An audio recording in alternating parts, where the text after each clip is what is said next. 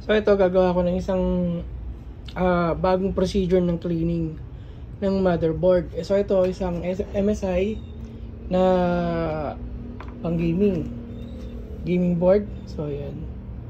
Nasaan na ba yung pinakatakip na ito? Ito. So ito siya.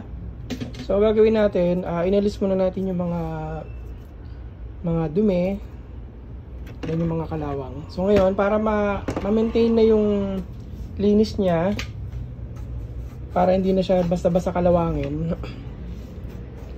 lalagyan natin ng acrylic. Ito, acrylic.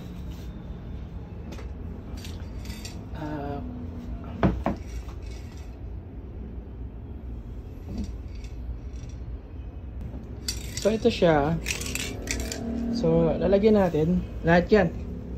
Kasi ito pinakalawang yan eh. Likod. Tsaka para maiwasan na rin ko na rin na basa. So hindi na siya basta-basta. Hindi na yan basta-basta kakalawangin.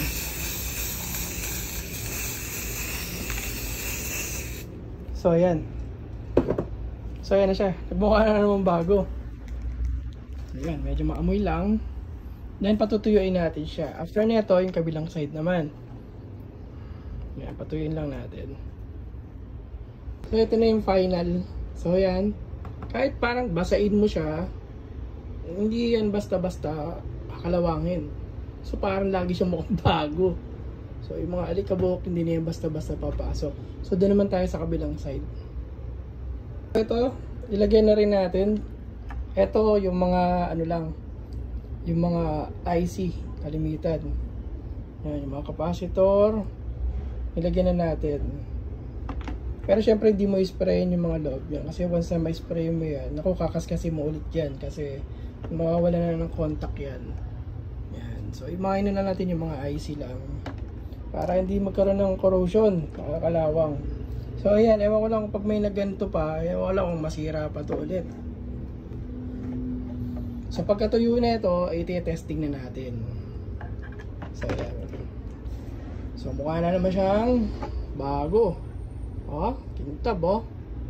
So ngayon, iti-testing natin mamaya. Ito na, iti-testing naman natin yun. Nakabit ko na lahat. So yan, may mga ano pa yan. Parang nagmukhang bago. So testing natin. So ito, iti-testing natin. Nilagay ko na yung